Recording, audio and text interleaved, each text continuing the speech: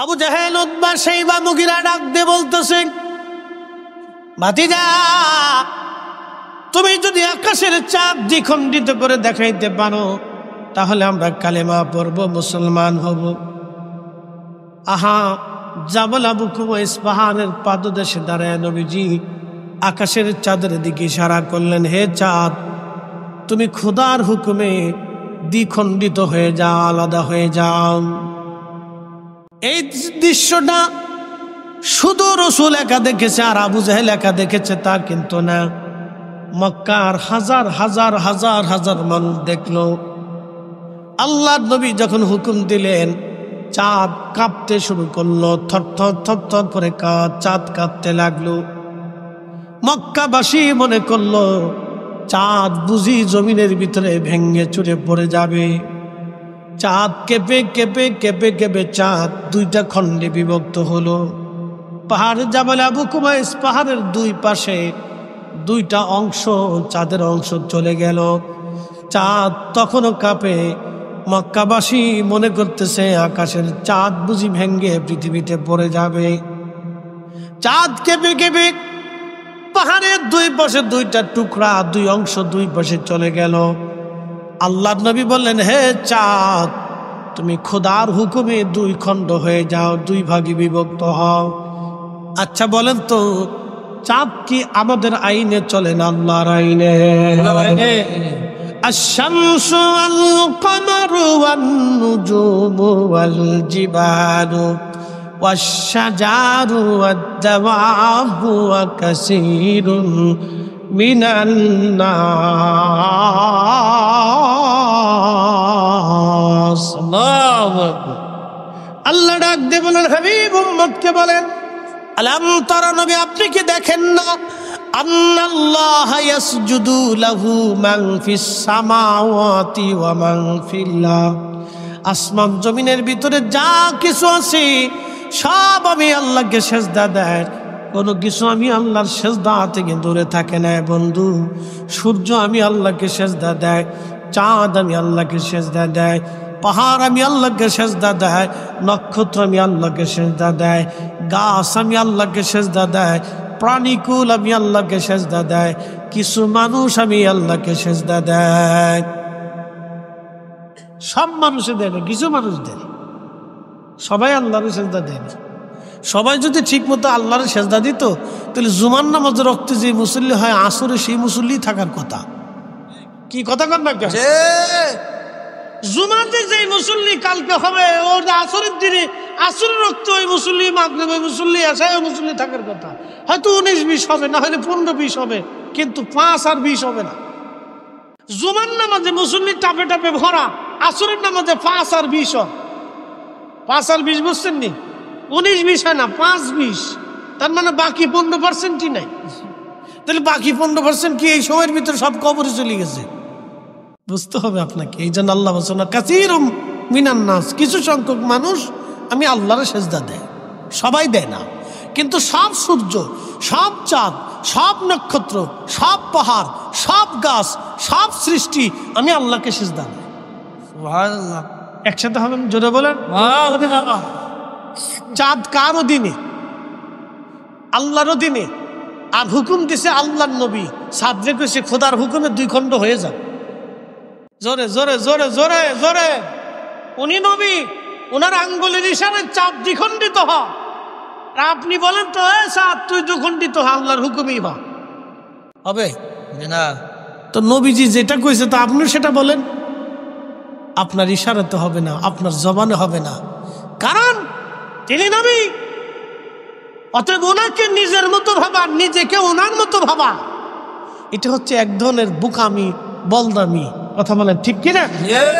নিজের ইমান নষ্ট হয়, আরো 10 জনের ইমান নষ্ট করে। চাঁদপুরবাসী মনোযোগ দিবেন। আকাশের চাঁদ দুই পাশে দুই টুকরা চলে গেল।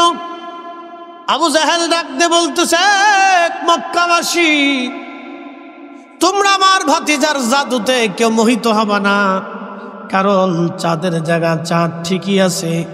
আমার ভাতিজা তোমাদের চোখের মধ্যে জাদু মারছে। হেদায়েত কার হাতে? আল্লাহ। এটার কপালে হেদায়েত নাই।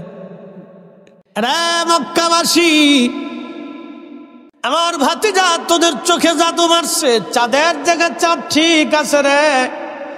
আমার ভাতিজা তোমাদের চোখের মধ্যে জাদু মারছে। কেউ কেউ ঈমান আনলো, কেউ কেউ ঈমান আনলো না, বিশ্বাস করতে পারলো না।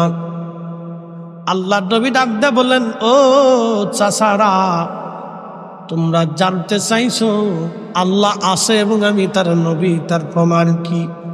আমি প্রমাণ সাবমিট করলাম, তোমরা ঈমান আনো নাই। এইরকম বহু সাহাবীর জীবনে এরকম ঘটনা আসছে। তিনি নবী, আল্লাহ আছে, তার বাস্তব প্রমাণ এইভাবে বহু প্রমাণ হয়েছে। পৃথিবীতে দুইটা নদী আছে, একটা নদীর নাম ফোরাত নদী, একটা নদীর নাম নীল নদী। মনে রাখবেন, এই দুইটা নদী সরাসরি আল্লাহর জান্নাত থেকে প্রবাহিত হয়েছে। আসতে হয়ে গেল না? জোরে বলেন সুবহানাল্লাহ। এই দুইটা নদী খোদার জান্নাত থেকে এসেছে। এই জন্য আজও পর্যন্ত এই দুইটা নদী কোনোদিনও শুকায় নাই, অথচ হাজার হাজার মাইল নদীর রাস্তা, মরুভূমির ভিতর দিয়ে, পাহাড়ি রাস্তা দিয়ে, শুকনা জায়গা দিয়ে নদী প্রবাহিত হলো। আজ পর্যন্ত নদীটা শুকায় গেল না। আমাদের বাংলাদেশে বহু নদী শুকায় গেছে, কিন্তু এই ফোরাত এবং নীল আজ পর্যন্ত শুকায় নাই। মুসলমান, নীল নদের ভিতরে পানি নাই, অর্থাৎ জোয়ারে কমে গেল। জোয়ার আনার জন্যে জাহিলিয়াতের যুগের মানুষেরা নীল নদের পাড়ে নিয়ে একটা কুমারী মেয়েকে তারা হত্যা করত, জবাই দিত। ওই কুমারী মেয়ের রক্তটা গড়িয়ে গড়িয়ে নীল নদের মধ্যে যখন যায় মিশত, তখন নীল নদে আবার জোয়ার আসত। মনোযোগ দিবেন, আগে সনাতন ধর্মের একটা বিশ্বাস ছিল, স্বামী মরে গেলে জীবন্ত স্ত্রীকেও স্বামীর সাথে পুড়িয়ে হত্যা করে তারে স্বর্গে পাঠানো হতো। কি বুঝলেন? জোর করে স্বর্গে দিয়ে দিছে। আই হাই, সনাতন ধর্মে আগের বিশ্বাস ছিল, স্বামী মরে গেলে জীবন্ত স্ত্রীকে ধরে নিয়ে স্বামীর সাথে জীবন্ত পুড়িয়ে মেরে স্বামীর সাথে স্বর্গে পাঠাইতেছে, যা দুজনে একসাথে স্বর্গে থাকবে। কি বুঝলেন আপনারা? ইসলামের মতো এমন বিশুদ্ধ ধর্ম পৃথিবীতে আর হবে না। ঠিক না বেঠে? কখনোই ছিল না। এত চমৎকার জীবন ব্যবস্থা, দুজনের একসাথে স্বর্গে পাঠিয়ে দিচ্ছে। শত শত বছর ধরে কত মানুষের জীবন এইভাবে চলে গেল, কত নারীর জীবন অকালে ঝরে চলে গেল। কি কথা কন না কেন? ঠিক না?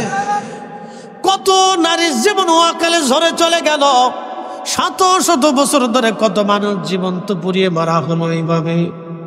ইসলাম আসার পরে তারা দেখলো না, ইসলাম ধর্মে এমন কোনো বিধিবিধান নাই। স্বামী মরার কারণে স্ত্রী কেন আগুনে পুড়ে মারা যাবে? স্বামী মরার কারণে স্ত্রীকে কেন জোর করে মারা হবে? কি জন্য স্বামীর কারণে বিবি মরবে? তার তো একটা জীবন আছে, তার যে স্বপ্ন আছে। সে যদি স্বামী মারা যায়, অন্য কোথাও সে বিবাহ বসতে পারবে। ইসলাম এই ব্যবস্থাও রেখে দিল যে স্বামী যদি মারা যায়, তালাক প্রাপ্ত হয় মহিলা, তাহলে অন্য স্বামী সে গ্রহণ করতে পারবে। এই স্বাধীনতা ইসলাম নারীদেরকে দিয়ে দিছে। একবার জোরে বলা যাবে কি মারহাবা। কি চমৎকার এক জীবন ব্যবস্থা আল্লাহ আমাদেরকে দিচ্ছেন। মনোযোগ দিয়ে। হ্যাঁ, চাঁদপুরবাসী, তো হযরত ওমর রাদিয়াল্লাহু আনহু মিশর জয় করলেন। মিশর জয় করার পরে মিশরের মানুষেরা নীল নদের জোয়ার আনার জন্য সুন্দরী রূপসী কুমারী একটা মেয়েকে বাছাই করলো। সুন্দরী মেয়েটাকে বাছাই করার পরে এই মিশরের লোকেরা ঢোল ডগর পিটাইয়া আনন্দ করে নাচতে নাচতে নীল নদের কিনারের দিকে তাকে নিয়ে যাচ্ছে। নীল নদের পাড়ে তাকে জবাই দেওয়া হবে। তাকে জবাই করার পরে তার রক্ত গড়িয়ে গড়িয়ে গড়িয়ে গড়িয়ে নীল নদের পানিতে মিশবে, আর নীল নদের জোয়ার আসবে। ওই জোয়ারের আশায় ভ্রান্ত বিশ্বাসী একটা নিরীহ জীবন এইভাবে চলে যাবে। মুসলমানরা মিশর জয় করার পরে সেনাপতি আমর ইবনুল আস রাদিয়াল্লাহু আনহু তিনি জানতে পারলেন একটা কুমারী নারীকে মিশরের নীল নদের পাড়ে তাকে হত্যা করা হবে, তাকে জবাই করা হবে। এই কথা শোনার পরে আমর ইবনুল আস রাদিয়াল্লাহু আনহু দ্রুত গতিতে সৈন্য নিয়ে তিনি মিশরের নীল নদের পাড়ে যে দাঁড়িয়ে গেলেন, তলোয়ার হাত দিয়ে বলেন, এই মিশরের মানুষ, এই জমিন এখন মুসলমানদের জমিন। একসাথে বলবেন আল্লাহু আকবার। এটা মুসলমানদের জমিন, এখানে কোনো অন্যায় হবে না। একসাথে বলবেন আল্লাহু আকবার। কি হবে না? কথা বলেন, অন্যায় হবে না, অন্যায় হবে না। এই যে আমার হাতে তলোয়ার দেখতেছ, দেহ থেকে তোমাদের মাথা বিচ্ছিন্ন করে দেওয়া। যদি কুমারী নারীকে, এই নিরপরাধ একটা মেয়েকে তোমরা নীল নদের পাড়ে এইভাবে বিনা কারণে হত্যা করো। ওরা বলতেছে, আমর ইবনুল আস, আমরা কুমারী নারী নীল নদের পাড়ে জবাই দেওয়ার পরে তার রক্ত যখন পানির সাথে মিশবে তখনই নীল নদের জোয়ার আসবে। আমরা নীল নদের জোয়ার আসার জন্য আমাদের প্রথা, প্রাচীনকাল থেকে প্রথা চলে আসতেছে। এই প্রথা অনুযায়ী আমরা জোয়ার আনার জন্য কুমারী নারী জবাই দিতে নিচ্ছি, তুমি কেন বাধা দিচ্ছ? আমর ইবনুল আস ডাক দিয়ে বললেন, না, এটা ভ্রান্ত মিথ্যা ধারণা। এই ধারণার উপরে রেখে একজন নিরপরাধ মেয়ের জীবন আমি নষ্ট হতে দিতে পারি না, কখনোই না। তোমরা সরে আসো, না হলে তলোয়ার চালিতে বাধ্য হব। তখন ওরা বলতেছে, আমর ইবনুল আস, তাহলে শোনো, আমরা তো নারী হত্যা করে রক্ত পানির সাথে মিশিয়ে জোয়ার আনি, তাহলে তোমরা এই প্রথাবাদ আমরা দিতে পারি, কিন্তু পানির জোয়ার এনে দিতে হবে। একসাথে বলবেন আল্লাহু আকবার। আল্লাহু আকবার। কিসের জোয়ার আনবা? পানির জোয়ার এনে দাও, তাহলে আমরা আর কুমারী নারী হত্যা করব না, তুমি পানির জোয়ার এনে দাও। সেনাপতি আমর ইবনুল আস ডাক দিয়ে বললেন, ঠিক আছে, তাহলে তোমরা অপেক্ষা করো, আমার নেতা আছে, আমার মিল্লাতের যিনি খলিফা, খলিফাতুল মুসলিমিন ওমরের কাছে আমি চিঠি পাঠাই, দেখি আমার খলিফার পক্ষ থেকে কি জবাব আসে। একসাথে বলবেন আল্লাহু আকবার। খলিফাও খলিফার মতো, কি কথা কন না কেন? খলিফাও খলিফার মতো, রাষ্ট্রনেতাও রাষ্ট্রনেতার মতো, রাষ্ট্রনেতাও রাষ্ট্রনেতার মতো। আমরা এমন রাষ্ট্রনেতা সারা বছর পরে পাইতেছি যে গম দেখলে আর উস্তায় না, যে আসুক ঘোরার ডিমে সবই একই পদেরই, কুদে কয়ে লাভ নাই। হ্যাঁ, হাজিরিন মনোযোগ দিবেন।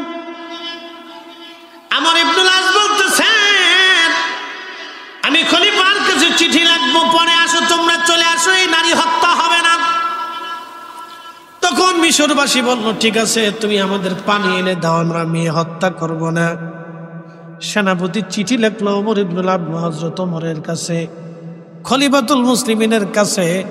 আল্লাহর নবী তাদের প্রশংসা করলেন, ফাআলাইকুম বিসুন্নতি, তোমরা আমার সুন্নাত মানবে, ওয়া সুন্নাতিল খুলাফাইর রাশিদিনাল মাহদিন, তোমরা আমার হেদায়েত প্রাপ্ত খলিফা 4 খলিফার সুন্নাত তোমরা মেনে চলবে।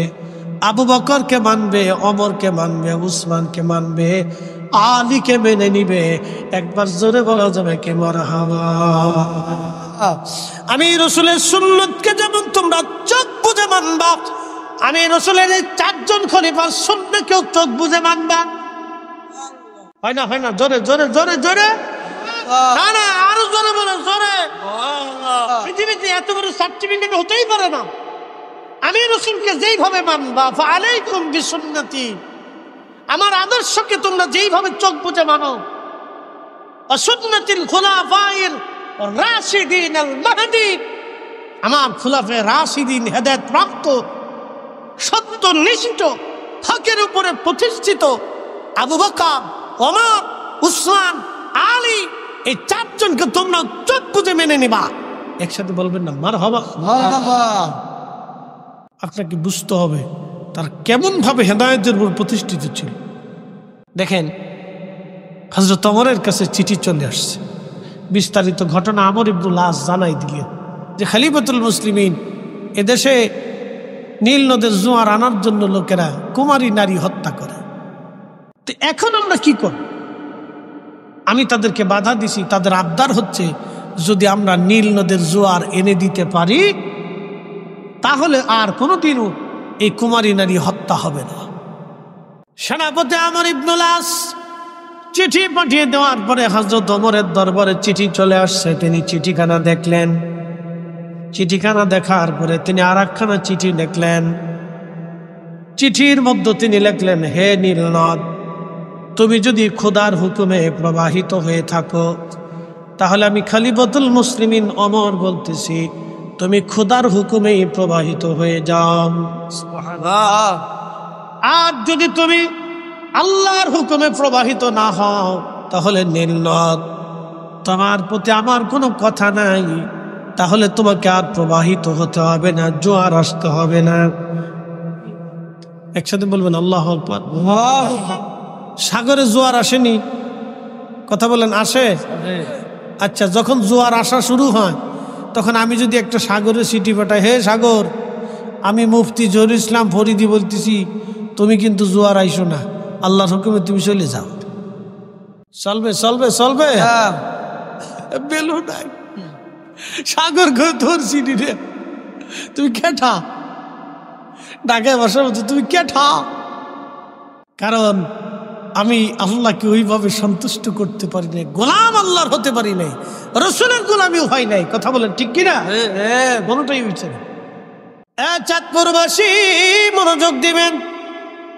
হযরত ওমর চিঠিখানা লেখার পরে ভাঁজ করে দিয়ে বার্তাবাহককে বললেন, যাও আমর ইবনুল আসকে বলবা, আমর ইবনুল আসকে তুমি যা বলবা এই চিঠিখানা যেন নীল নদের মধ্যে ছেড়ে দিয়ে আসে, বাকি চিন্তা কাউকেই করা লাগবে না, চিঠিখানা যেন নীল নদের মধ্যে ছেড়ে দিয়ে আসে। আস্তে হয়ে গেল না? জোরে বলবেন আল্লাহ। বলেন আল্লাহ আছে না নাই? আছে, আছে, আছে। খাজা বাবা আজমিরি, খাজা বাবা আজমিরি পুরা আয়না সাগরের পানি একটা লুটার ভিতরে ভরেছিলেন, একটা লুটার ভিতরে এনেছিলেন। বলেন আল্লাহ আছে? আল্লাহ যে আছে উনি দেখানোর জন্য পুরানা সাগরের পানি একটা লুটার ভিতরে ভরে দেখিয়ে দিলেন, এই যে দেখো আল্লাহ আছে। একসাথে বলবেন আল্লাহু আকবার। আল্লাহু আকবার। এদেশে মুসলমান এমনি হয় নাই, মুসলমান এইটা দেখে দেখে মুসলমান হয়েছে। কি কথা বল না কেন? এটা দেখে দেখে মুসলমান হয়েছে, এমনি মুসলমান হয় নাই। তেলের গাড়ি তেলে চলে,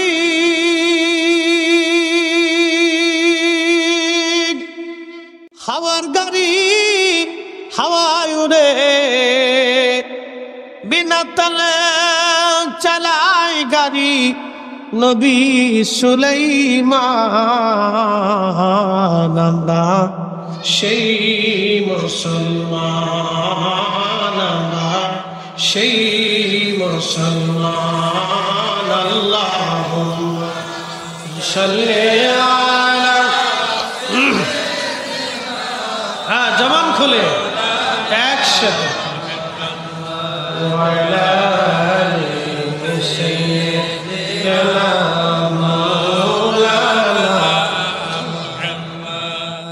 ঠিকই তাই।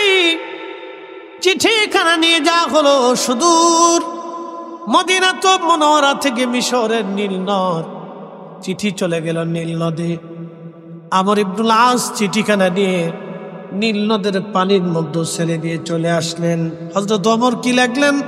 হ্যাঁ নীল নদ, আমি খলিফাতুল মুসলিমিন ওমর বলতেছি, যদি তুমি খোদার হুকুমে প্রবাহিত হও তাহলে আমি বললাম তুমি খোদার হুকুমেই প্রবাহিত হয়ে যাও।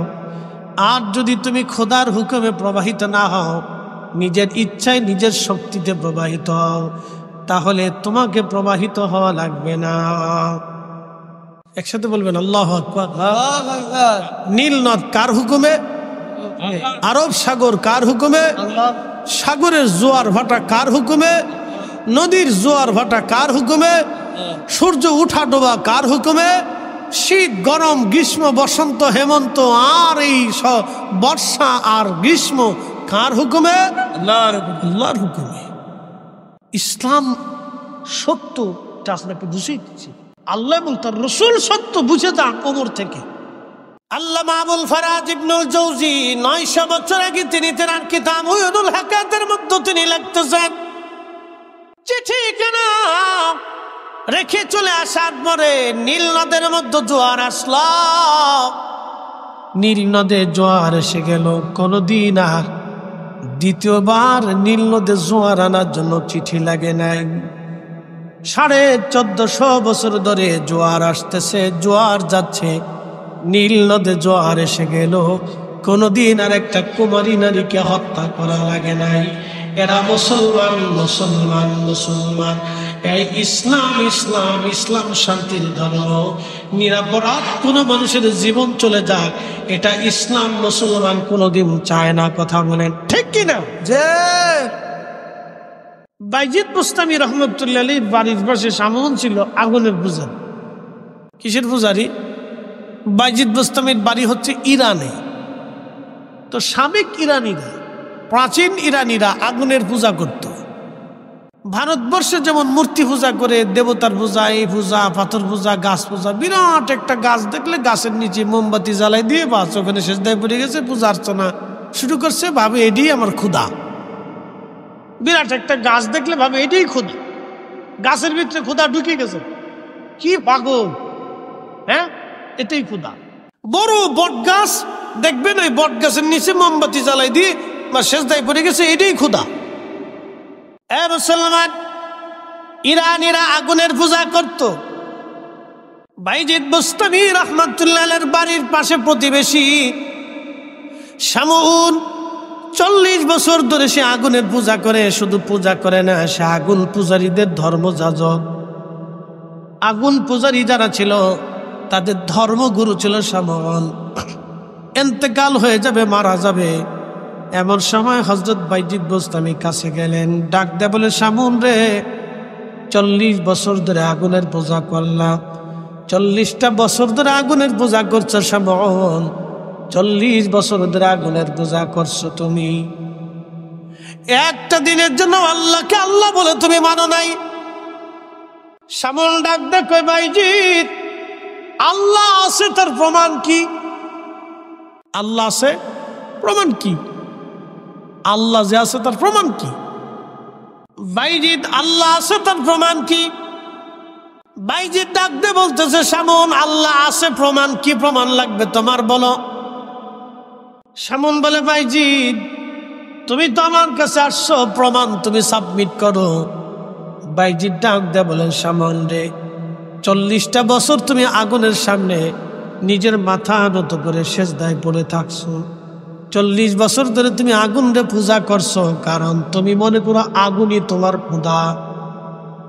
বাইজিদ রে, শামউন রে, 40 বছর ধরে তুমি আগুনের সামনে মাথা নত করে পড়েছিলে। আর শামউন, আমি প্রমাণ করব, ওই আগুনের মধ্যে তুমিও হাত দিবা, আমিও হাত দিব, যার হাত আগুনে পুড়াবে আমি জানবো তার ধর্মই মিথ্যা।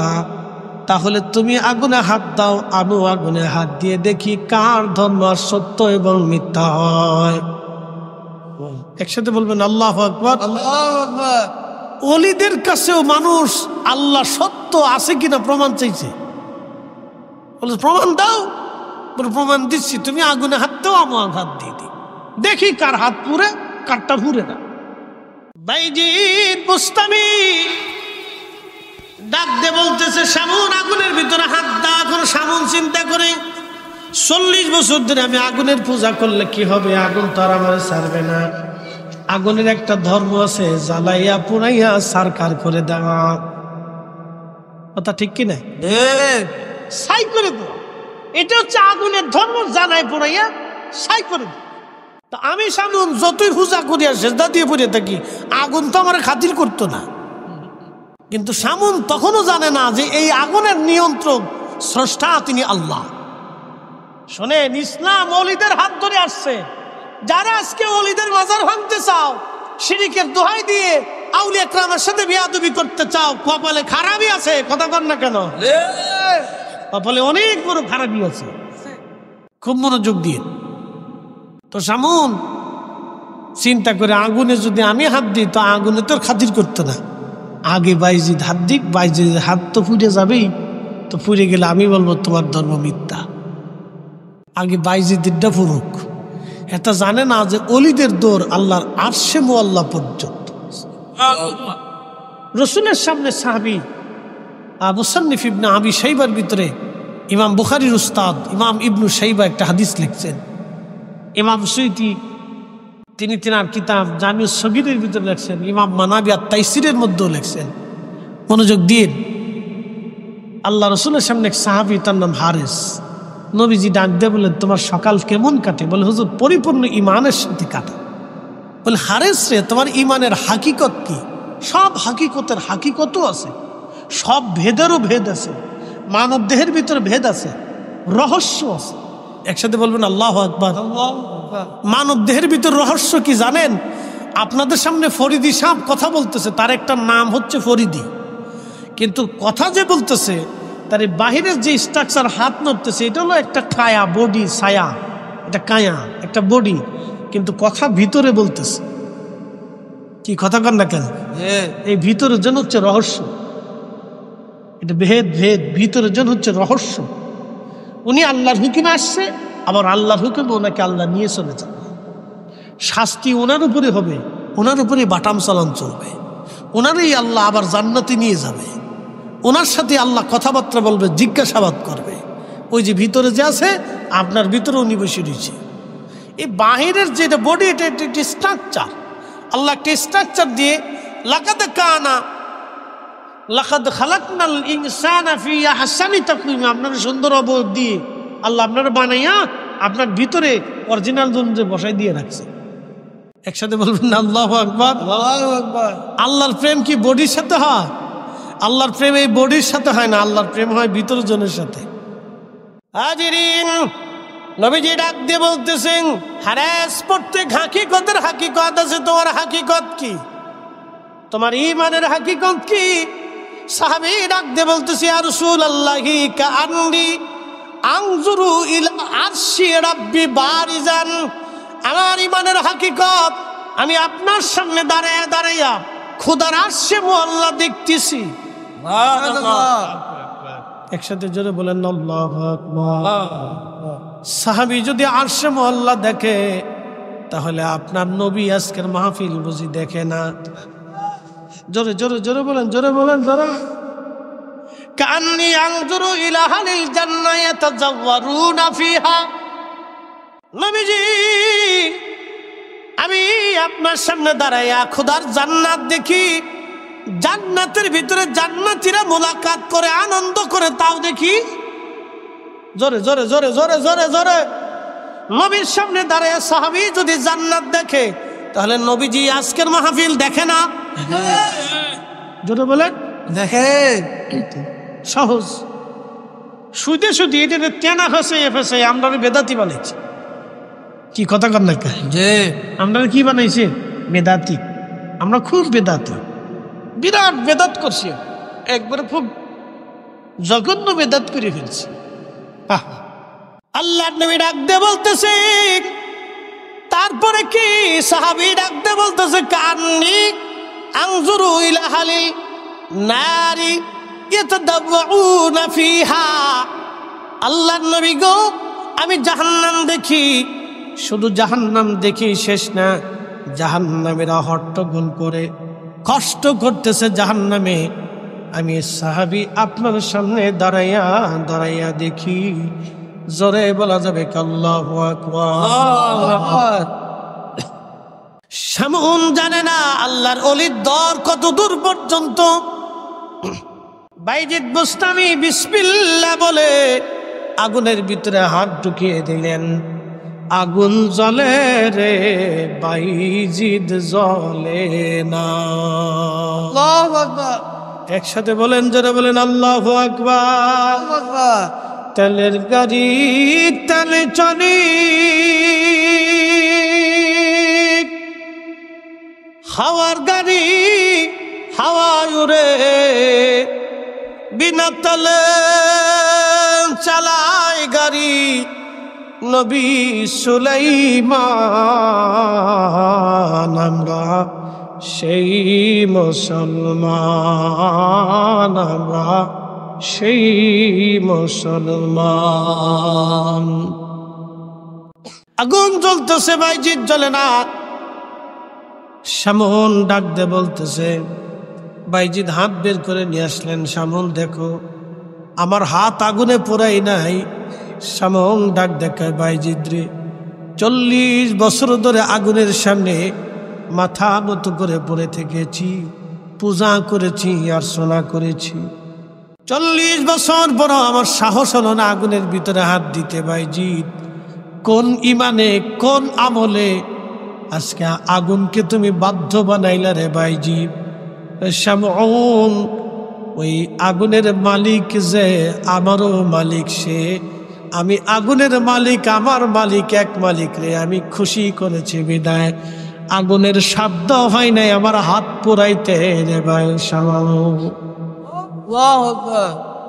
বলে বাইজিৎ আর না, আমারও কালেমা পড়িয়া মুসলমান বানাইয়া দাও। আশহাদু আল্লাহ ইলাহা ইল্লাল্লাহু ওয়াহদাহু লা শারীকা লাহ, আমি সাক্ষ্য দিচ্ছি আল্লাহ ছাড়া আর কোনো মাবুদ নাই। আমি আরো সাক্ষ্য দিচ্ছি তিনি এক। কি কথা কর না কেন, ঠিক ঠিক, তার কোনো শরীক নাই, শরীক নাই, ছেলে মেয়ে স্ত্রী আর কোন খোদার অস্তিত্ব সৃষ্টিতে নেই। এই দেবতা, এই দেবতা, এই দেবতা, বাণীরটা, ল্যাংটারটা, কানারটা, বুবারটা, কোনারটা, গরু, ছাগল, হাঁস, মুরগি, ভেড়া, বকরি, এগুলি কিচ্ছু নেই। কবি জীবনানন্দ দাশ একটা কবিতা লেখছে, এই যুবকরা ভালো করে শুনে যে এগুলি বুঝে যাবেন।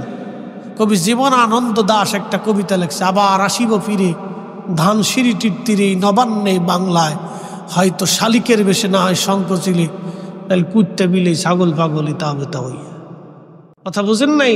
এটা তার ধর্মের বিশ্বাসের কথা বলছে। সনাতন ধর্মের বিশ্বাস হচ্ছে মানুষ মারা যাওয়ার পরে আবার সে পৃথিবীতে ফিরে আসে, হয়তো পাখির বেশে, না হয় কুত্তার বেশে, না হয় ছাগলের বেশে, না হয় গরুর বেশে।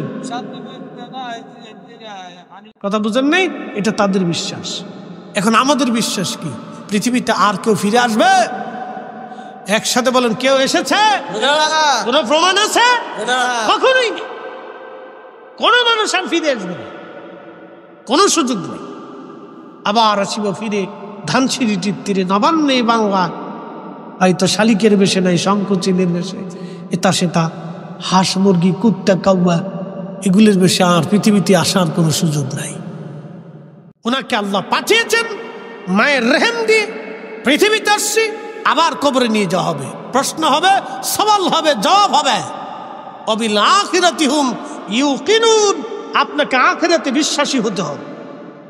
আচ্ছা বলেন, কেউ যদি আখিরাতে পরিপূর্ণ বিশ্বাসী হয়, সেই লোকটা কি সুদ খাইতে পারে, ঘুষ খাইতে পারে, অন্যায় বিচার করতে পারে?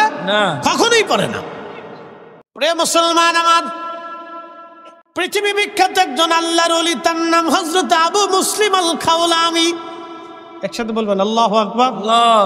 বলতেছি, বলে হুজুর এই কথা কেন বলতেছেন? এগুলি আমাদের বিশ্বাস, আপনাকে পরিপূর্ণটা বুঝতে হবে। দেখেন, আবু মুসলিম আল খাওলামি তিনি কোন সাহাবী না, যদিও রসুলের জামানাতে তার জন্ম হয়েছে, তার বাড়ি ছিল মিশর। তো মিশর থেকে তিনি মক্কা মদিনা আসার পরে দেখছেন আল্লাহর নবী আর দুনিয়াতে নাই। তিনি হযরত আবু বকরের হাতে কালেমা পড়ছেন। তো হযরত ওমরের, আবু বকরের আমলে ওই যে ভণ্ড নবীদের উদ্ভব হয়েছিল না, বিভিন্ন নবী দাবি করছে, যেমন মির্জা গোলাম আহমদ কাদিয়ানি, এই ভারতে এই ব্রিটিশদের এই দালাল, হেতাই কইছিল আমি নবী।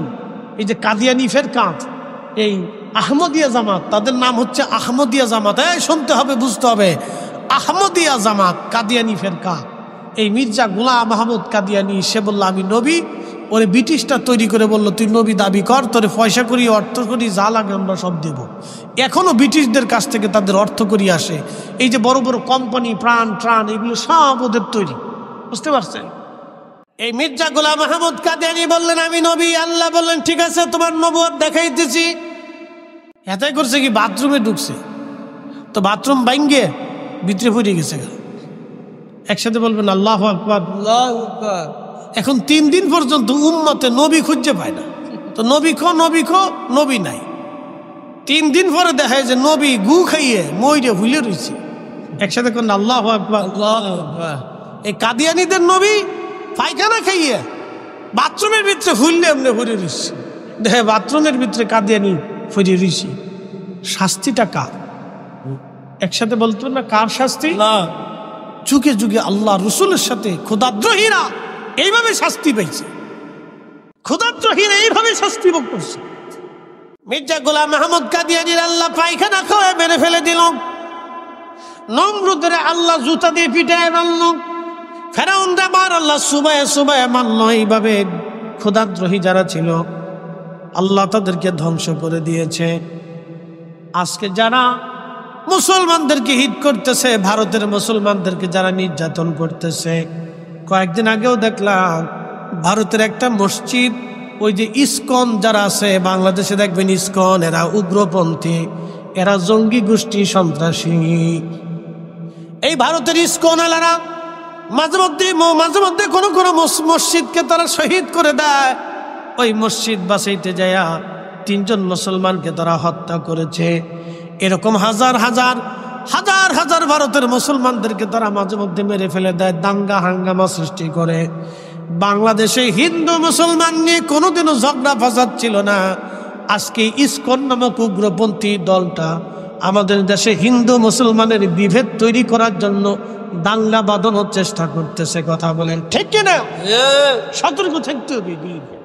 আমার জীবনের লাইফে আমি কোনোদিন দেখি নেই যে বাংলাদেশে হিন্দু মুসলমানের দূরত্ব ছিল। হিন্দুরা আমাদের বাজারে ব্যবসা করছে, আমরা তাদের সাথে ব্যবসা করি। গত রমজানে আমি নিজেও হিন্দুর দোকান থেকে মাল কিনে নিয়ে আমি যাকাত দিচ্ছি। তার আগেও দিছি, দাদা আসবেন আমার এলাকাতে। আমি গেলে কেন হিন্দুরা আমার যথেষ্ট সম্মান করে। হিন্দু মুসলমানের আমরা কোনো দূরত্ব দেখি না। ধর্মীয় মত পার্থক্য আছে, কিন্তু ব্যবসা বাণিজ্য, উঠা চলা ফিরা, সামাজিকতা, রাজনীতি আমরা একসাথেই করি। কি কথা কন না কেন? এই ইসকন আইসা হিন্দু মুসলমানের দূরত্ব তৈরি করে দিয়ে সাম্প্রদায়িকতা সৃষ্টি করার চেষ্টা করতেছে। এটা আমরা বাঙালিরা মানব না। কথা কন ঠিক কিনা? আমরা একসাথে মিলেমিশে আছি, এই সারা বছর চলতেছে এইভাবে। এগুলো উগ্রতা। প্রিয় উপস্থিতি, খুব মনোযোগ দিবেন। হাজিরিন, আবু মুসলিম আল খাওলামি কালেমা পড়লেন।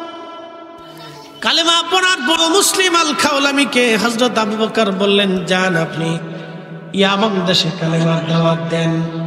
আবু মুসলিম আল খাওলামি ইয়ামান দেশে কালেমার দাওয়াত দিতে গেলেন। এই শুনে যান, রাসূল আছে, আল্লাহ আছে, আপনাদেরকে বাস্তব প্রমাণ দিচ্ছি। বা কিছু কি নেই, এটা হলো বাস্তবতা থেকে প্রমাণ দিচ্ছি যে আল্লাহ এক এবং তার রাসূল এক আছে। এটা বাস্তব প্রমাণ, বুঝতে হবে। প্রিয় উপস্থিতি, মনোযোগ দিবেন। আবু মুসলিম আল খাওলামি রাহমাতুল্লাহ আলাইহি ইয়ামান দেশে কালেমার দাওয়াত দিতে গেলেন। যখন কালেমার দাওয়াত দিতে গেছেন, তখন ইয়ামান দেশে একজন ভণ্ড নবীর উদ্ভব হলো। তিনি বললেন, আমি নবী।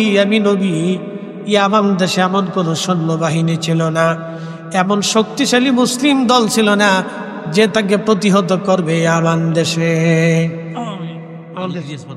প্রধানমন্ত্রী আসি, একটু তাকবীর।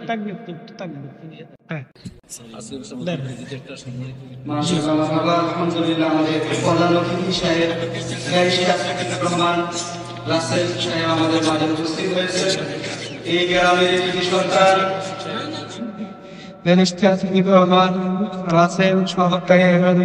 বাংলাদেশ আলহামদুলিল্লাহ উনি উপস্থিত হয়েছে।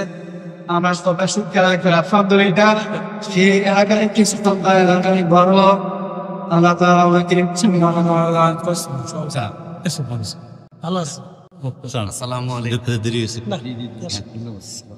আচ্ছা, আমরা বলি আলহামদুলিল্লাহ। আমাদের সম্মানিত প্রধান অতিথি তিনি চলে আসছেন, সভাপতি মহোদয় আছেন, আমাদের অতিথিবৃন্দ সবাই আসছেন। আমরা সকলে বলি মারহাবা, নারে তাকবীর, নারে রিসালাত। ফিসে যারা আছেন ভিতরে বইলে সুন্দর হয়। আসেন ভাই, বসে পড়ি। ভাই, প্রিয় ভাই আমার, বসে পড়ি। শোনেন, একটা কথা আপনাদেরকে বলি। এই গ্রামে 100 বছর শতবর্ষী বয়সী কেউ আছে? 100 বছরের বয়সী কেউ আছে এই গ্রামে? 100 বছর বয়স কেউ আছে? তার অর্থ কি? অর্থ হচ্ছে 100 বছর আগে যারা এই কি বলে জগন্নাথপুরে ছিল, আজকে কিন্তু তারা নাই, তারা সবাই মাটির নিচে। এই আর আগামী 100 বছর পরে আমরাও সবাই মাটির নিচে। কি কথা ঠিক কিনা? আপনি একটু ভাবেন, একটু চিন্তা করেন যে 100 বছর আগে যারা ছিল জগন্নাথপুরে, তারা কিন্তু কেউ নাই, সবাই মাটির নিচে চলে গেছে। তা আগামী 100 বছর পরে আমরাও সবাই মাটির নিচে চলে যাব। আপনি যাই দেখেন, গোরস্থানে মাঝে মধ্যে দাঁড়াবেন, যাই দেখবেন যে ওখানে চেয়ারম্যান, মেম্বার, এমপি, মন্ত্রী, মিনিস্টার, শিক্ষিত, অশিক্ষিত, ধনী, দরিদ্র, কত মানুষ একই মাটির নিচে সমান হয়ে গেছে। একই মাটির নিচে সবাই মিসমার হয়ে গেছে, কারোই কিন্তু কোনো খোঁজ নাই। তার আওলাদরাও কবরের পাশে দাঁড়ায় না। 200 বছর আগে, 300 বছর আগে যারা কবরে চলে গেল, তাদের কবরের পাশে দাঁড়ানোর আজকে কেউ নাই, কেউ নাই। ঠিক আমাদেরও সেম, 200 বছর পরে আমাদের কবরের পাশে কেউ দাঁড়াবে না। এটা কিন্তু চিরসত্য। এই জন্য দাঁড়িয়ে থেকে কষ্ট না করে ভিতরে বসি। এটার ভিতরে বসলে আল্লাহ আপনাকে মাফ করবে। শোনেন, আল্লাহর জান্নাতে যাইতে হলে আপনাকে আল্লাহকে খুশি করেই যেতে হবে। দিন শেষে আমরা কিন্তু সবাই আল্লাহর কাছে চলে যাব, সময় ফিরে যাব আল্লাহর কাছে, কোনো সুযোগ নেই। আমরা দিন শেষে আবার আল্লাহর কাছে চলে যাব, কোনো রাস্তা নাই, বিকল্প কোনো পথ নাই, কোনো পদ্ধতি নেই, কোনো সুযোগ নেই। তাই জন্য আপনাদেরকে বলতেছি, আমরা বসতে হবে। আমি কথা বলতেছি, কথা বলে শেষের দিকে চলে আসছি। শুধু আল্লাহ আছে এটা আমাদেরকে বুঝতে হবে, এবং আল্লাহর নবী সত্য। এই যে আমাদের ধর্ম বিশ্বাস, এই যে আমরা সত্যের উপর প্রতিষ্ঠিত আছি, এটা আপনাকে ইয়াকিন রাখতে হবে। কেন? আমি বাস্তব প্রমাণ আপনাকে দিচ্ছি। তো পৃথিবী বিখ্যাত ওই সেই কঠিন যুদ্ধ চলতেছিল, ভণ্ড নবীদের উদ্ভব, মুসাইলামতুল কাজ্জাব থেকে শুরু করে সারা আরবে তখন বিভিন্ন নবীদের উৎপত্তি হলো। ইহুদিরা, খ্রিস্টানরা নবী বানিয়ে ফেললো। তো মহা মুশকিল মুসলমান, এটা যদি দমন না করা যায় তো মুসলমানদের অস্তিত্ব নিয়ে তখন টান দিয়ে ধরছে। তখন আবু বকর সিদ্দিক রাদিয়াল্লাহু আনহু ছিলেন ত্রাণকর্তা। আল্লাহু আকবার। তখন আবু বকর সিদ্দিক কঠোর হস্তে এই ভণ্ড নবী দমনের জন্য বাহিনীর পর বাহিনী, যুদ্ধের পর যুদ্ধ, সাহাবায়ে কেরামের জীবনের পর জীবন চলে যাচ্ছে। একসাথে বলা যাবে না আল্লাহু আকবার? আল্লাহু আকবার। ইয়ামান দেশে এমন কোন সেনাবাহিনী নাই যে ওই ভণ্ড নবীকে দমন করতে পারে। কিন্তু আল্লাহর নবী সাহাবী হযরত আবু বকর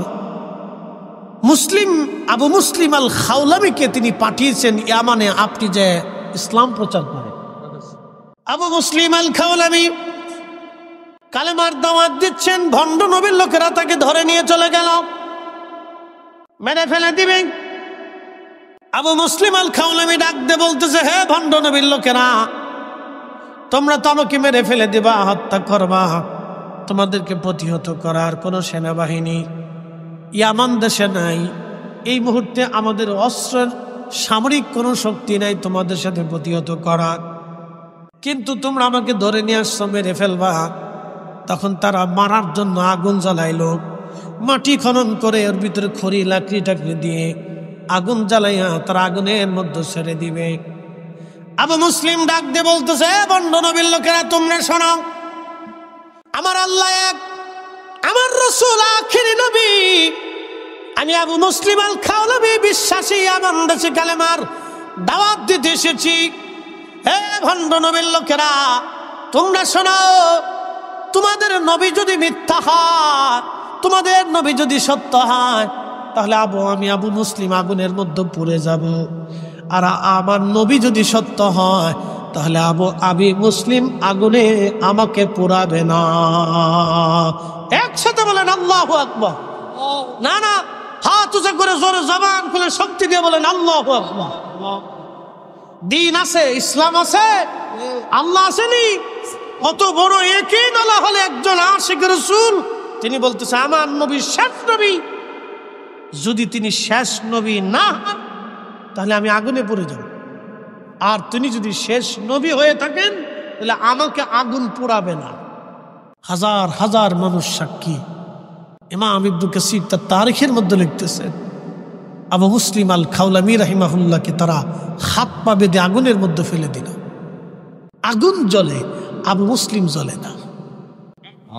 একটু আস্তে হয়ে গেল না? আল্লাহ আছে, আল্লাহ আছে। আগুন কার অধীনে? আগুন কার অধীনে? আবু মুসলিমও কার অধীনে? আল্লাহর অধীনে। বুঝে যেতে হবে, আপনাকে ইয়াকিন রাখতে হবে, পিওর 100। আবু মুসলিম আল খাওলামি আগুনের ভিতরে, আগুন জ্বলে কিন্তু আবু মুসলিম পুড়ে না। শুধু তাই নয়, আবু মুসলিমের মাথায় যে পাগড়ি, পাগড়িও পরে না, জুব্বাও পরে না, পায়জামাও পরে না, শরীরও পরে না, পশমও পরে না। ওনার শরীরের সাথে যা লেগে রইল কিছুই পড়ল না, আগুন জ্বলতে লাগলো। এখন প্রশ্ন করি, জবাব দিবেন, আগুন যখন জ্বলে আগুনের ভিতরে কি অক্সিজেন আছে? নাই। আগুনের ভিতরে কোনো অক্সিজেন নাই।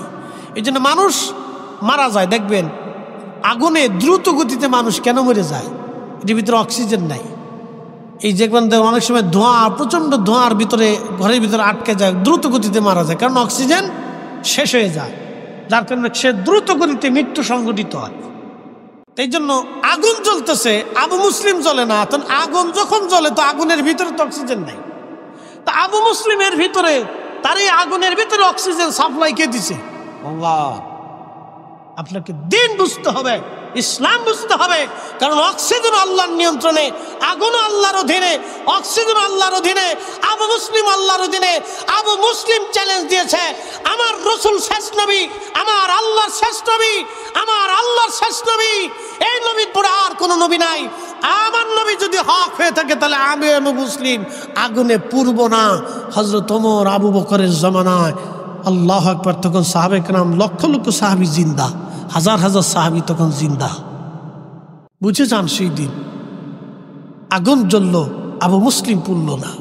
ভণ্ড নবী পলিয়ে চলে গেল, অনেকেই ঈমান গ্রহণ করলো। এই দৃশ্য দেখার পরে ভণ্ড নবীদের উৎপাত ইয়ামান থেকে চিরদিনের জন্য চলে গেল। একসাথে বলবেন না মারহাবা? এটা মুসলিম। আবু মুসলিম আল খাওলামি তিনি আগুন থেকে বেরিয়ে আসলেন। আগুন থেকে বেরিয়ে আসার পরে বহু বিধর্মীরা কালেমা পড়ে মুসলমান হয়ে গেল। ভণ্ড নবীর লোকেরা পালিয়ে চলে গেল। আবু মুসলিম আল খাওলামি সুদূর ইয়ামান থেকে মদিনার দিকে রওনা হয়ে গেলেন। হযরত ওমর ইয়ামান এবং মদিনার রাস্তার পাশে দাঁড়িয়ে থাকেন দিনের পর দিন। আবু মুসলিম আসবে, আমি আবু মুসলিমকে রিসিভ করব, কারণ আবু মুসলিম হলো এই উম্মতের ইব্রাহিম। আল্লাহ। হযরত ওমর পথের পাশে দাঁড়ানো, দিন গুনতেছে, কবে আসে কবে আসে। সকাল থেকে সন্ধ্যা দাঁড়িয়ে থাকেন, প্রত্যেক দিন দাঁড়ায় আছেন। আবু মুসলিম আল খাওলামি আসবে, এই উম্মতের ইব্রাহিমকে আমি ওমর দুই নজর দিয়ে দেখতে চাই। আগুন জ্বলল কিন্তু আবু মুসলিম পুড়ে না। হাজিরিন, কুরআনে আল্লাহ বলে দিলেন, আল্লাযীনা আমানু ওয়া কানু ইয়াত্তাকুনা লাহুমুল বুশরা ফিল হায়াতিদ দুনিয়া ওয়া ফিল আখিরাহ। আল্লাযীনা আমানু, যারা ঈমান এনেছে, ঈমান বিশ্বাস স্থাপন করেছে এবং ঈমান অনুযায়ী যারা মুত্তাকি হয়েছে, আমার রব আমার আল্লাহ পাক বলে দিলেন, লাহুমুল বুশরা ফিল হায়াতিদ দুনিয়া, দুনিয়াতেও তাদের জন্য সুসংবাদ, ওয়া ফিল আখিরাহ, আখিরাতেও তাদের জন্য সুসংবাদ। আবু মুসলিম মদিনার উপকণ্ঠে আসলেন। হযরত ওমর তাকে দেখে দ্রুত গতিতে দৌড়ায় যাইয়া বুকের মধ্যে জড়িয়ে ধরলেন, চুমা লাগাইতে লাগলেন, আদর করতে লাগলেন, আর বললেন, আমি এই উম্মতের ইব্রাহিমকে দেখতে পারলাম, আমি উম্মতের ইব্রাহিমকে দেখলাম, আগুনে পড়লো, আগুন তারে পোড়ায় না। আমি ওমরের কপাল ভালো, আমি ধন্য, আমি এই উম্মতের ইব্রাহিমকে দেখার সুযোগ হয়ে গেল। এখন বলেন আল্লাহ আছে? একসাথে বলেন আল্লাহ আছে। আমার নবী সত্য, তাতে কোনো সন্দেহ আছে? কোনো সন্দেহ নেই। অতএব আমরা বহু দেবতায় বিশ্বাসী না, আমরা এক খোদায় বিশ্বাসী। কথা বলেন ঠিক কিনা? আমরা এক মালিকই বিশ্বাসী। যে উপস্থিতি আমার, এগুলো আপনাদেরকে বুঝতে হবে। কাজী নজরুল লিখেছেন, আল্লাহতে পরিপূর্ণ ঈমান কোথা সে মুসলমান। আল্লাহতে পরিপূর্ণ ঈমান কোথা সে মুসলমান। সেই মুসলমান কোথায় পাওয়া যায় যে পরিপূর্ণ আল্লাহতে বিশ্বাসী? তাহলে আবু মুসলিম আল খাওলামির অন্তরে কি পরিমাণে আল্লাহর প্রতি ইয়াকিন এবং তার রাসূলের প্রতি ইয়াকিন থাকলে একজন ব্যক্তি আগুনের ভিতর ঝাঁপিয়ে পড়তে পারে। এই জন্য আমাদের ঈমানকে খুব দৃঢ় করতে হবে, মজবুত করতে হবে। আমি তো আসলে দূরে আর একটা প্রোগ্রাম, একবারে মতলবের উত্তরের শেষ কোনায়, তো যার কারণে আমাদের মাননীয় প্রধান সম্মানিত সভাপতি মহোদয় স্যারে আমার বলছিলেন যে হুজুর এশার পরে ধরেন। তাই আমি বললাম যে স্যার এশার পরে যদি ধরি তো সময় থাকবে 40-45 মিনিট। আমি উঠলাম,